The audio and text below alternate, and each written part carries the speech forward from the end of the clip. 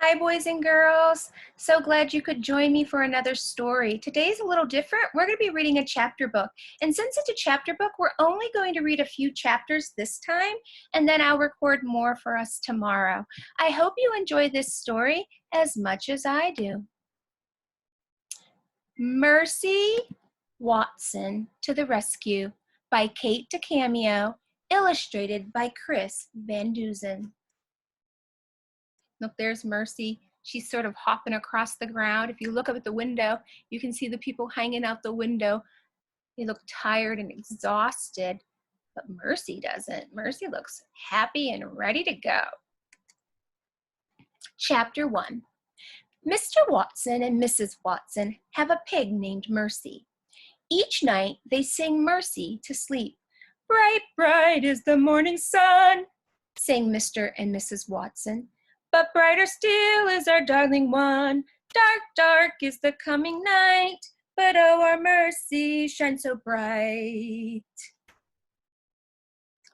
This song makes Mercy feel warm inside, as if she had just eaten hot toast with a great deal of butter on it. Mercy likes hot toast with a great deal of butter on it. When they say a great deal of butter, that means a lot of butter.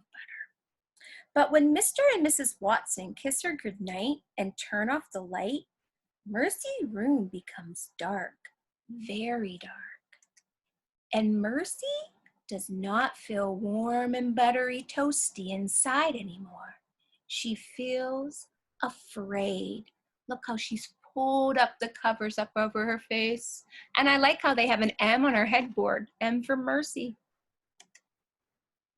One night, after Mr. and Mrs. Watson sang their song about the sun, kissed Mercy goodnight, and turned off the light, Mercy decided something. She decided that she would be much happier if she wasn't sleeping alone. And so Mercy got out of her bed. Can you predict where she's going to go if she doesn't want to sleep alone? And went and got in bed with Mr. and Mrs. Watson. She snuggled up between them. Mercy felt warm inside, as if she had just eaten hot toast with a great deal of butter on it. Look, Mr. Watson's sleeping, but look at Mrs. Watson. She has one eye open. She knows that Mercy climbed in.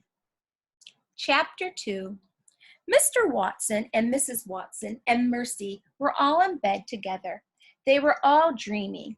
Mr. Watson was dreaming of driving a very fast car. Vroom, said Mr. Watson in his sleep. Vroom, vroom. Mrs. Watson was dreaming of buttery hot toast for Mercy. She buttered one piece, and then another piece, and then another piece. Have some more, dear, Mrs. Watson said in her sleep. Eat up, yum, yum. Mercy was dreaming about hot, buttered toast, too.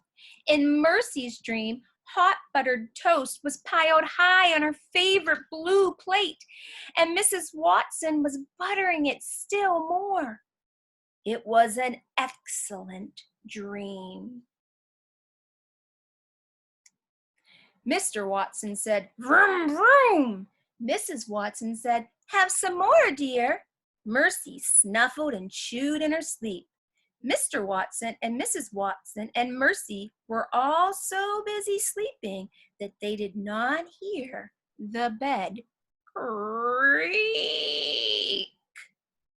They were all so busy dreaming, they did not hear the floor moan.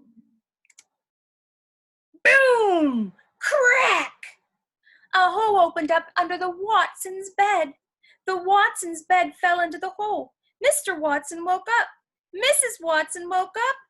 Mercy woke up too. What the? Said Mr. Watson. Now we're in chapter 3.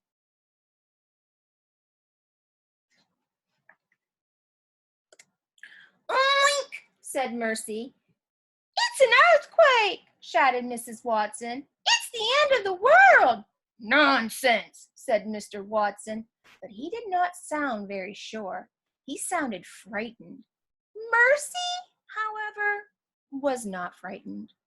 Mercy was hungry. Oink! Said Mercy again. She moved to the end of the bed. Boom! Crack!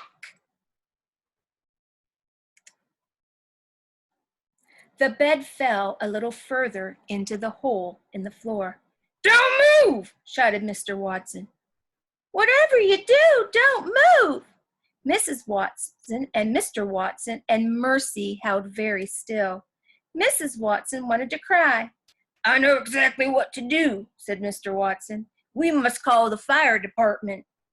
They will rescue us. But you said we shouldn't move, said Mrs. Watson. How can we call the fire department if we cannot move? Mercy recalled her last lovely toast-filled dream. She wondered if there was any toast in the kitchen. While Mr. Watson and Mrs. Watson were arguing, Mercy hopped off the bed. Look, said Mrs. Watson, Mercy has escaped. She's going to find help, said Mr. Watson. She is going to alert the fire department. Mercy left the bedroom at a gallop. She was in a hurry. She was on her way to the kitchen. She was looking for some toast. So she's on her way to the kitchen looking for some toast. Is she really going to call the fire department to help rescue them? What do you think? Well, boys and girls, that's the end today. We'll start with chapter 4 next time we get together. But today I want to talk to you about problem and solution. When you read a story, sometimes stories have a problem and they have a solution. In these chapters that we read today, Mercy had a problem. What was Mercy's problem after Mr. and Mrs. Watson left her room? Do you remember after they kissed her and they sang her the sun song? What was her problem? If you think back. The room grew dark, right? And she started to get frightened. And so she decided that she didn't want to be alone. And so what did Mercy do to solve the problem? So she's in her bed. She doesn't want to be alone. Do you remember what she did to solve her problem? Yeah, she went in and snuggled with Mr. and Mrs. Watson. And that's how Mercy solved her problem of being afraid.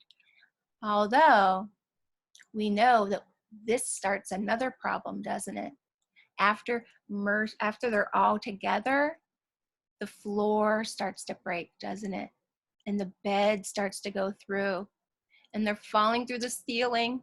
And they think Mercy's off to get help with the fire department, but really all Mercy's thinking about is hot, buttered toast. I can't wait to find out what happens.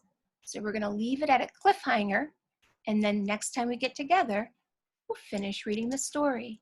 Well, thank you, boys and girls. Have a wonderful day.